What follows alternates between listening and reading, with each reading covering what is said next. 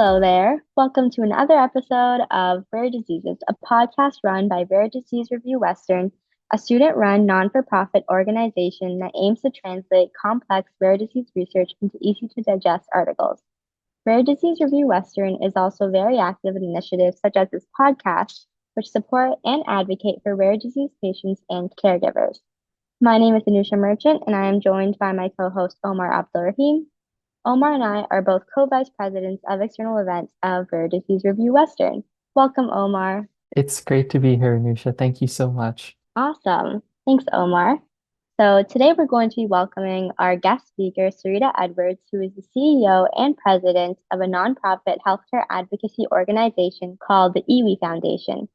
Sarita began her advocacy efforts after one of her children received a diagnosis for trisomy 18, or Edwards syndrome, a rare disease characterized by having a third copy of chromosome 18. Today, the organization she founded continues to offer support to several other families who have also been impacted by a rare disease diagnosis. Sarita has also won many awards for her advocacy efforts, is a community congress member, and the host of the Being Rare podcast, where she has conversations and raises awareness about issues that affect the rare disease community. Sarita, it's a pleasure to have you on the podcast today. Thank you so much. I'm really excited to be here. Awesome. So, just to get us started with the episode, would you be able to tell us a little bit about yourself and your interests? Absolutely. I am a wife and a mom to five kids. My eldest is an adult living on his own and being responsible, something that all parents hope for their kids. And my youngest is Elijah, who is 7 years old, and he is what introduced me to the rare disease space. Prior to being in the rare disease space and running a nonprofit, I worked a little over 20 years in healthcare.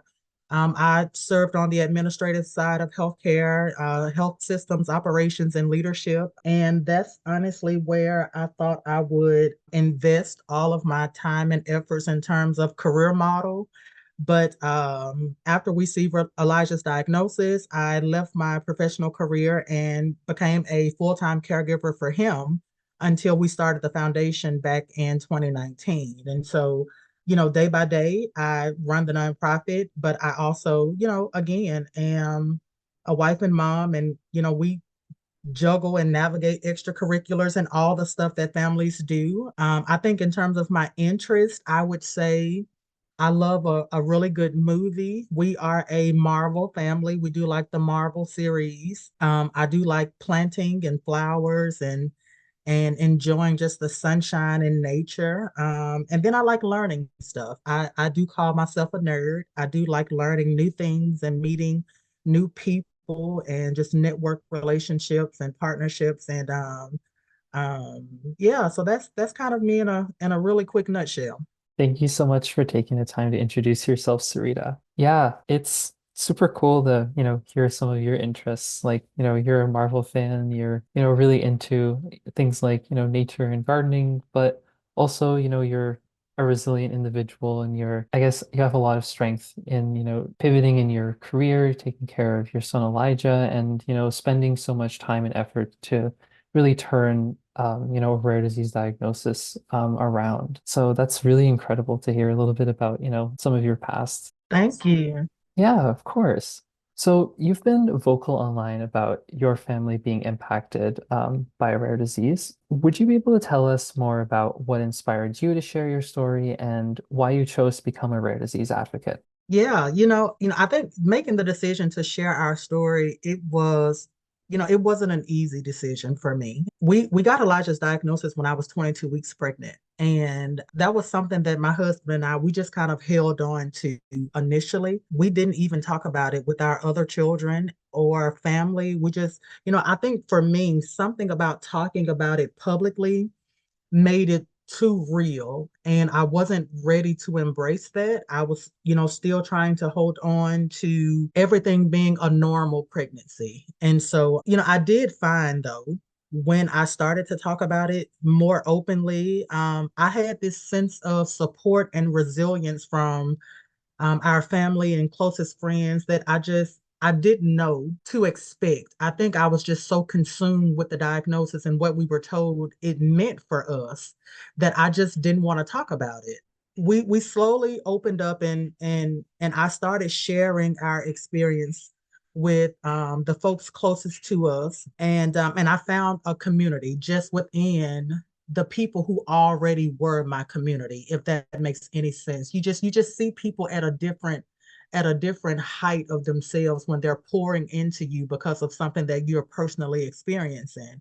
After Elijah was born, I think I held on to his story for some time because, again, we were trying to figure out what it all meant for us as a family. What did it mean, for him as the patient? What did it mean for my other children who had to embrace the reality that their brother has this critical, terminal, even diagnosis. And so we took some time to really process that as best we could. A lot of the conversations with healthcare systems and physicians, everything was toward Elijah not surviving.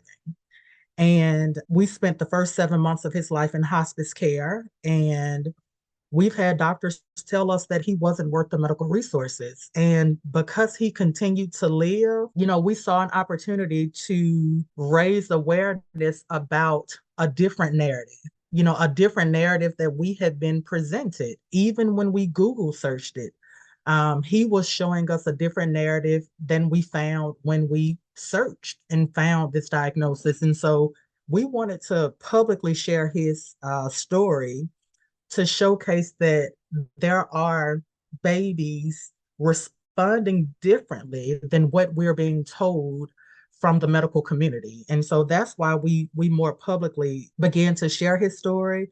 I think in terms of just becoming an advocate, full transparency, I felt like I was fighting the healthcare system. When a physician tells you that your child is not worth medical resources, that does something to you as a parent. And we knew the best way to advocate for change was to approach it in a non antagonistic way. We wanted to use our story to leverage how the healthcare system might respond to our family.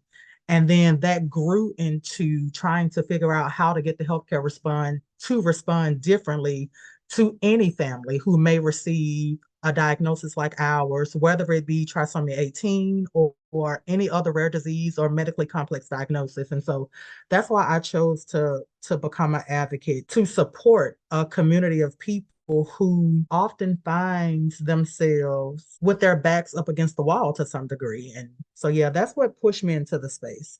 Yeah, thank you so much for sharing that, Sarita. I can imagine it must have been really difficult to, first of all, receive that diagnosis, but also to, be told that there aren't enough resources to support your son. Like, I can imagine how challenging and difficult that time must have been. So I really am inspired by, your resilience through that time, but not only like getting through that yourself, but also being able to share that story with others and to kind of talk about your perspective, from a caregiver of someone with a rare disease and advocate on behalf of your son, not only to the healthcare system, but also to other patients who might be experiencing something similar. So, really inspirational the fact that you were able to kind of advocate that way. And then, I guess our next question for you then would be that the E.WE Foundation has several programs and resources to support members of the rare disease community. So, I was just wondering, when you first founded the E.WE Foundation, what were your hopes for the organization, and did you ever expect it to become as big as it is right now? I have to say, did we ever expect it to be all that it is? Full honesty, we did not. We had no idea that it was going to become all that it is today. I think when we first got started, our hope was to provide some level of bereavement support because when you receive a diagnosis like this, whether in utero, which is primarily how a lot of our diagnoses are identified, or if a child is diagnosed post delivery, something that we've also seen, you're told that the diagnosis is incompatible with life, and statistics show us that only 5 to 10% of children born with trisomy 18 will live past their first birthday. And so we wanted to provide some level of bereavement support. A lot of the conversations that we had post delivery were bereavement focused.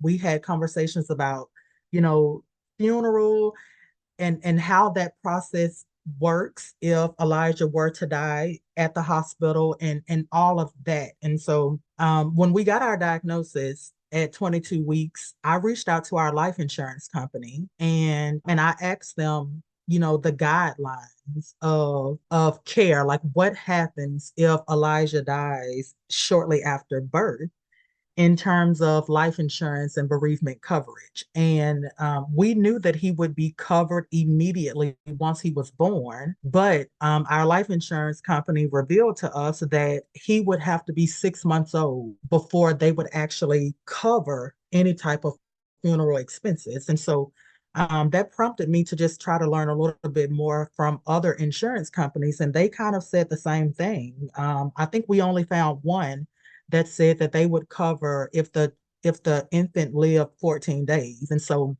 we wanted to remove the financial burden that comes with having to bury your infant. And that was our initial focus of the organization. And then too, to provide some emotional support for families as well.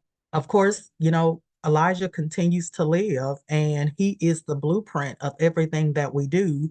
And so we've been able to expand our programs, but I think getting started, our initial focus was that emotional support, that individualized support. Everybody doesn't want, you know, like a support group or a group on social media. Some people want that one-on-one opportunity to speak to someone, and then to that bereavement support.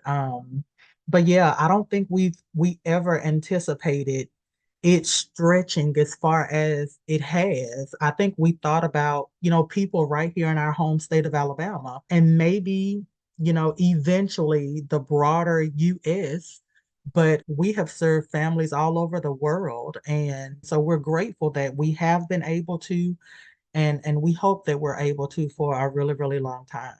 When it comes to a lot of different rare disease organizations that, I've had the privilege of getting to, I guess, to communicate or talk to, I often find that the initial mission is sort of what bounds or grounds the organization, but then it sort of flourishes because I tend to find that the rare disease community is always so willing to pitch in and to connect with each other and to really create this really strong support network. So yeah, it's really amazing how the E.WE Foundation went from, providing just that, that financial support, that emotional support, then extending so far, beyond, the original boundaries that you had maybe envisioned. So yeah, that's amazing.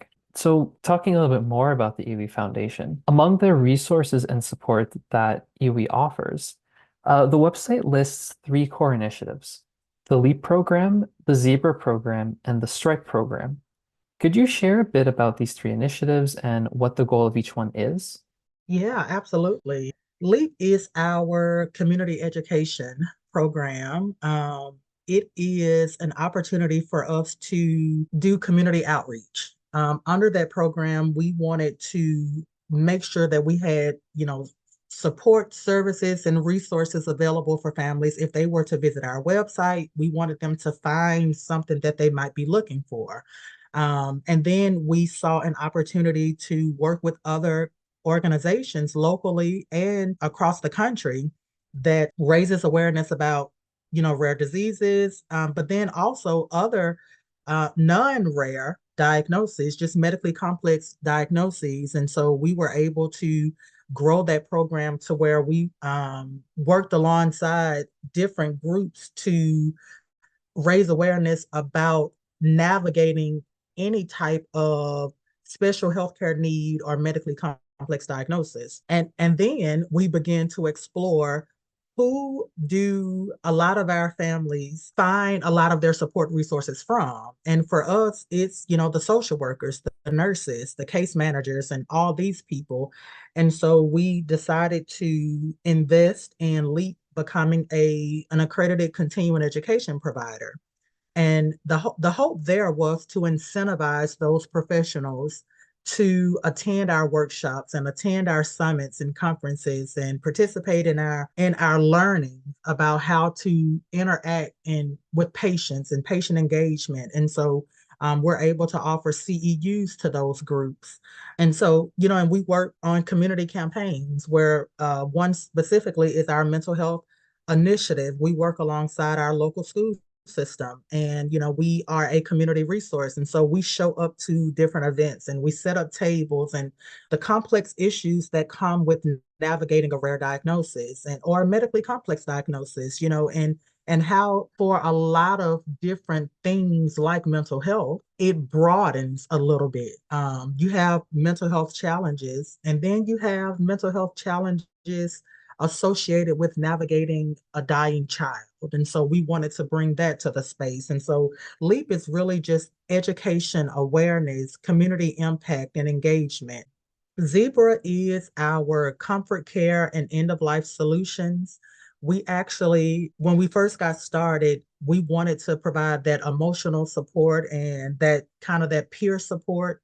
It has now grown into our mental health work comes under it. We have a partnership with a licensed professional counselor. We're able to provide, therapy sessions to families who may be in need. And though we do bill insurance for that work, the E.WE Foundation covers any additional costs because we don't want a family to not be able to utilize those services because they can't afford it.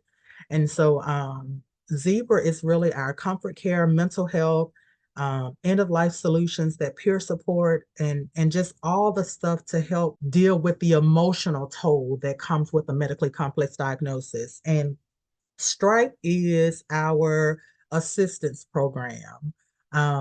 It is an opportunity for us to help families navigate the financial burden that comes with a trisomy 18 diagnosis. It is our only program that has a trisomy 18 hyper focus, meaning you have to have a trisomy 18 diagnosis to access some of those resources. But we do have, several other programs under that other families can take advantage of. But we also, we do things like cover medical travel. We've had a family who they lived in one place and their baby was in the NICU 5 hours away at a hospital 5 hours away. We've covered durable medical equipment. We've covered utility assistance. We've covered rent and mortgage. Just all the things that, a lot of our families, they go from two incomes to one. So it just is some of that financial strain we try to remove, but then it also has other components. For example, if you wanted to connect with a special needs trust attorney, for example, we have a partnership with an attorney who can provide insight on how best to navigate, your finances in terms of setting up a trust and all that stuff, the legal pieces of that. And so Stripe is our assistance program, whether we provide that direct assistance or if we connect you with one of our partner colleagues, organizations, we're able to do that. So those are the three programs and really the broad scope of what each of them can do. That's fantastic. It seems like from the types of resources and support that E.WE, brings to the table, it's super holistic. And at the same time, it's also really targeting the areas that individuals with rare diseases, medically complex diseases, or more specifically, trisomy 18 are in need of that social support, that emotional support, the financial or the legal support. Like it seems that so much thought has been put into each of these programs and into the different things that families or caregivers of someone living with a rare disease would need going through this sort of transition period, but also, as you said, like that whole switch between maybe having two incomes to one income, like dealing with those, sudden changes in life. So that's incredible. with that in mind, this is such an impressive set of programs and initiatives that E.WE Foundation offers. But if you were given the opportunity to expand on any of these initiatives or create a new one altogether, what is something that you would want the E.WE Foundation to implement? Oh, wow. I would say one thing that we're currently working on and expanding, or we're in the early stages of expansion, is our mental health initiative. And one thing that we've done is we've recognized that a lot of times in the rare disease space or any medically complex diagnosis space, let me say, siblings suffer a lot because a lot of our time and attention is just so devoted on the child with the special healthcare needs. And so, one of our mental health campaigns is we have mental health first aid training. Basically, our hope with this program is with our partnership with the National Council of Mental Wellbeing, we have curriculum that we are able to teach this course. And the goal is to identify when an adolescent or transition age child, that was the targeted focus for us, when they may be experiencing a mental health challenge or issue. And we wanted to focus there because we recognize, just even from our own personal experience, we recognized how sometimes your children could be navigating something that you can so easily miss because you're so focused on the child with the rare disease or the complex diagnosis. And one thing that we did in the early stages of our journey, we reached out to the counselors at our children's schools and we told them what we were going through. And, I tell people, and I'm not afraid to say, I wasn't at my best mom self. I was dealing with this diagnosis and trying to figure out what it all meant. And I needed other people to be attentive to my kids, right? Like if you see them, behaving differently, or if it looks like they're struggling, I need you to help me recognize that because right now I may miss it. And so this new mental health instruction program that we have, it will help families identify behaviors that their other children may be exhibiting. And it helps them target and know how to find those resources and help get them the help that they need before it grows into something more. We are very, very excited to get it launched. We've been working on it the past year. We actually have our very first training course coming up this weekend, and we're very, very excited about that. With the program comes a 2-year certification. So, people who take the course, they are nationally certified as a mental health first aider, which means they can't diagnose or treat, but they are able to recognize signs and symptoms. And that's our whole hope and goal of the program. And so that's something new that if we were to expand anything right now, I would say that our mental health initiatives would be that thing. And we're on the path forward with it, and we hope it continues to flourish and grow. And the plan is to make the training available to people inside the rare disease space and people outside of the rare disease space. Anybody who finds this level of training valuable, they will be able to take this course. And so yeah, I would say that's my answer for that one. Yeah, the mental health instruction program sounds like a wonderful idea. And I think it's really nice how you kind of highlighted, the impact on siblings' mental health when, the family is receiving a rare disease diagnosis. I feel like that's a perspective I haven't really heard about before because oftentimes you obviously expect, the patient with the diagnosis to be affected and the caregivers to also be affected, but siblings I guess are definitely ones that might be left out, and so it's a really unique perspective that I haven't heard before, and it sounds like this new mental health instruction program is going to be a great way to kind of target that. So I'm also very excited for the launch of that, and I wish you the best of luck for that initiative. And I've also heard that one of the other initiatives that you are involved in is a podcast of your own. So, congratulations on reaching over 100 episodes on the Being Rare podcast. Throughout that podcast, you've covered several important topics throughout the duration. And I was wondering whether you have a favorite episode or an episode that's really memorable. And would you be able to tell us a bit about it? Yeah. Oh man, I would say probably my most favorite or memorable episode today is the conversation that I had with a certified genetic counselor.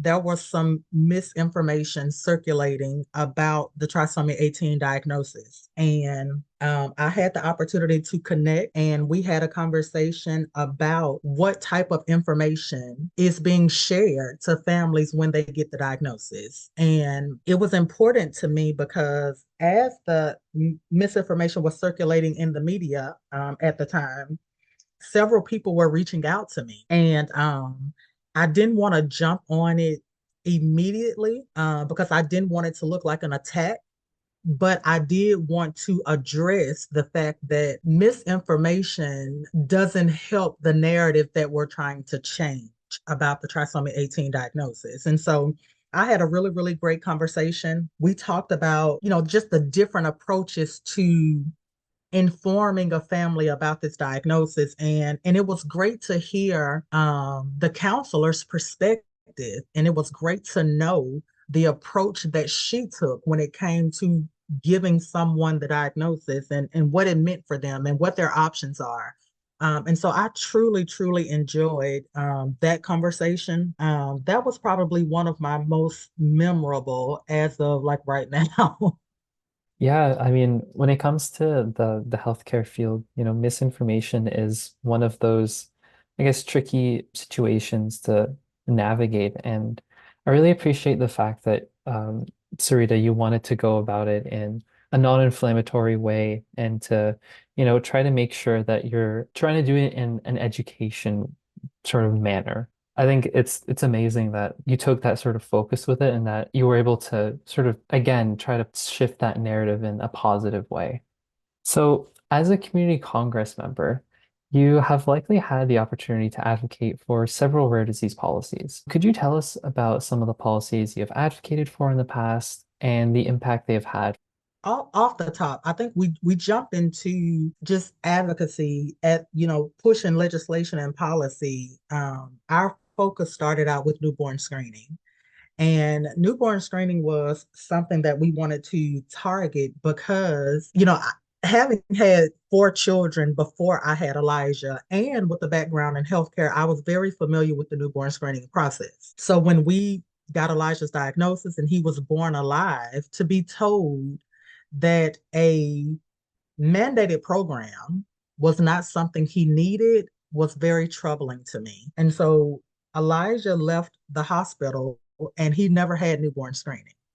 And so that's why, we really pushed legislation and policy about newborn screening, and the policy specifically was about reauthorization, making sure funds are available and awareness and education is available for providers and the community about what newborn screening is and just all the stuff. And so that was the very first piece of legislation that I actually supported in Alabama. Specifically, I actually served on the executive committee that actually did newborn screening legislation here in our state, and we just got it passed a couple of weeks ago. And so we're in the very early stages of implementation, but newborn screening is one of those things we, not to criticize what's happening, but to really highlight that, yes, it's a mandated program, but my experience for my fifth child did not fall within the guidelines of what newborn screening is supposed to be. Because of a rare diagnosis, newborn screening was withheld from us. And so we later uncovered some diagnosis that newborn screening, had he got it, could have potentially uncovered earlier than we learned of the diagnosis. And so we just really, really pushed newborn screening education and awareness, and the reauthorization. It is not something that I think is actively being worked on in our Congress. Other things have taken priority, but it still is a hyper focused legislative piece of policy that we support. I think too, we wanted to make sure we highlighted, genetic counseling work. A lot of genetic counselors aren't available.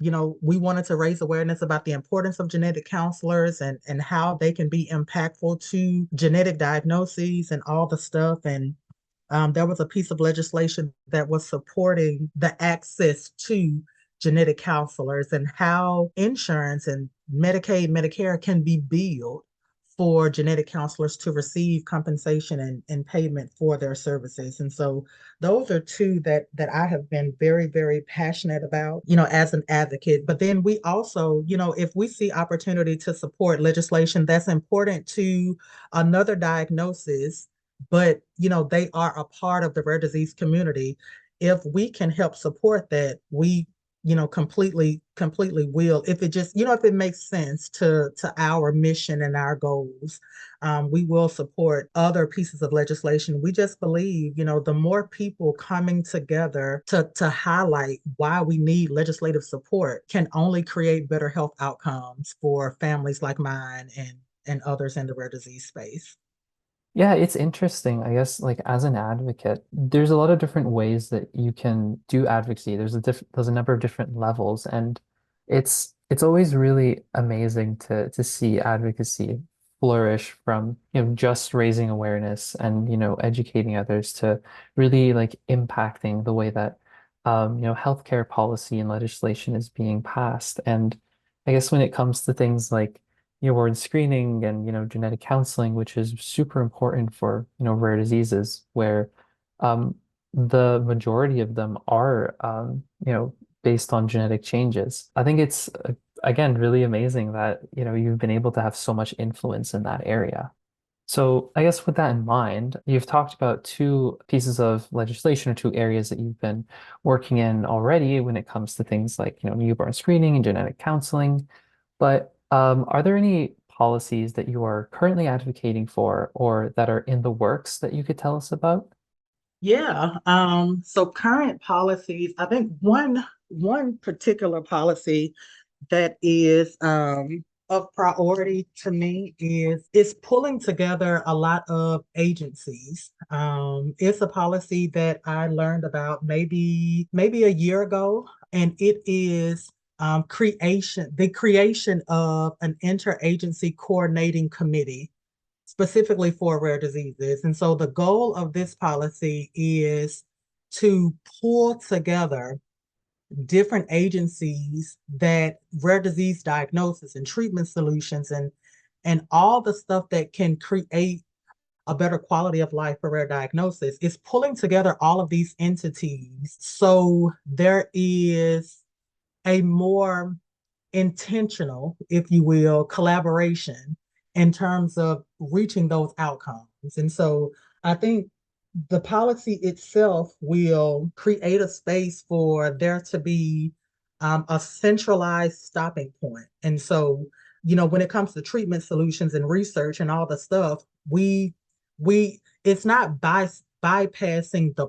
process, it's just creating a space for these different agencies to better communicate with one another. So there's no delay in the treatment solutions and the outcomes that families are looking for. A lot of the stuff that happens in the rare disease space is driven by patient advocacy organizations that are led by families who received a diagnosis or they know someone with a diagnosis. And so we don't need further delay because we don't understand the agency jargon or all the stuff that comes with trying to navigate those processes. And so the hope is to just streamline those steps, not necessarily remove things that need to be there, but streamline it so there's no delay in reaching those end goals and those outcomes that we're looking for. And so that's one of the current pieces of legislation. I'm still, very, very fresh when it comes to, the details of it all, again, I just learned about it about a year ago. And so it is something that we jumped on to support. And we're just, lending our voices and helping to raise awareness about how it could be impactful and beneficial. And so that is a current piece that we're working on. Yeah, thank you so much for sharing that with us, Sarita. It's really great that, this piece of legislation is trying to improve that communication so that rare disease patients everywhere can kind of receive the same support when it comes to their health. So we've talked about a lot of things surrounding your advocacy efforts, and we've asked you a bunch of questions. But before we wrap up our conversation, I was just wondering if there was anything that we haven't touched on today or any last remarks that you wanted to share with our listeners. Just the last remark is I appreciate the work that you guys are doing. It's so important to create a space for families and people in spaces like this and with diagnoses like ours. It's so important and impactful to create a space for us to just have conversations and dialogue and raise awareness. And this is advocacy for us, being able to share our experiences and the work that we're doing. And the impacts that we're making, I think is huge. And so I always just want to celebrate the opportunity to connect with, your podcast and folks like you, Anisha, and Omar, because this work, it elevates the awareness and the education that we're trying to raise. And so I really, really appreciate the opportunity to just chat with you and just talk about all the things that are happening. Some of the things that are happening, right? Because this is just scratching the surface. There's so much happening in the rare disease space. And so I'm just really, really grateful for you guys for creating opportunities for us to just elevate the awareness that we're trying to do. Yeah, and it was a pleasure to have you. We always appreciate having these conversations as well. And I think that's exactly the reason why our podcast was begun in the first place. Of course, Anusha and I weren't the ones who created the podcast, but we are, carrying it forward into a second season. So being able to, carry this forward and as you say, doing this sort of advocacy work in the sense of like, sharing experiences and connecting with other people and advocates in the space of, the rare disease community, it's always really fulfilling. And, we're glad to be able to talk to people like you, Sarita. Well, thank you. I really, really appreciate it. Of course. Well, there you have it. We had such an incredible conversation with Sarita today about her rare disease advocacy work and the exciting initiatives she is currently working on. Thank you so much, Sarita, for taking the time to come on the podcast today and for sharing all of your insight. Thank you so much for having me. Of course, it was a pleasure to have you today, Sarita. Stay tuned for our next episode by subscribing to the Rare Diseases Podcast YouTube channel or following Rare Diseases Podcast on Spotify. That's three words, Rare Diseases Podcast, RareDiseases